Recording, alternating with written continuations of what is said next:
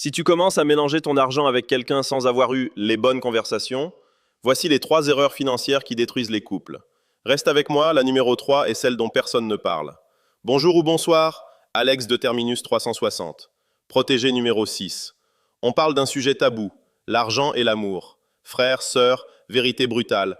La première cause de divorce dans le monde, ce n'est pas l'infidélité, c'est l'argent. Pas parce que les couples n'en ont pas assez, mais parce qu'ils n'en parlent pas assez bien. L'argent dans un couple n'est pas un problème de chiffres, c'est un problème de cartes sur la table. 3 zones à protéger. La première va te sembler évidente, la troisième va te déranger. Numéro 1, ne cache jamais ton vrai état financier. Pas tes dettes, pas tes revenus, pas tes engagements financiers passés. Cacher de l'argent à son partenaire, c'est cacher une partie de soi. Et un jour ça sort, toujours. Et le jour où ça sort, ce n'est plus l'argent qui blesse, c'est le mensonge. Note bien la nuance. Numéro 2, garde toujours ton autonomie financière, même quand tu aimes profondément. Un compte personnel, une épargne personnelle, un revenu personnel. L'autonomie financière n'est pas un manque de confiance, c'est un acte de dignité. Une personne qui t'aime ne te demandera jamais de tout fusionner d'un coup. Une personne qui veut te contrôler, oui. Et notre prochain numéro va parler de ces signaux. Active la cloche.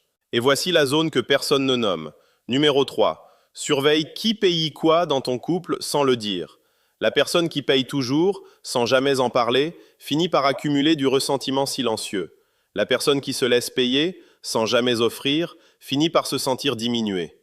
L'argent en couple, ce n'est pas qui paye combien, c'est qui se sent respecté dans l'échange. Une vraie conversation toutes les 6 semaines sur l'argent, c'est plus protecteur que 1000 déclarations d'amour.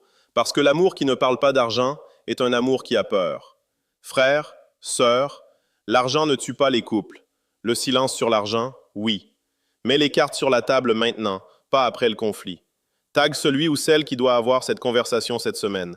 Like, abonne-toi, partage. Je lis tous vos commentaires et je réponds. On construit des hommes et des vraies femmes.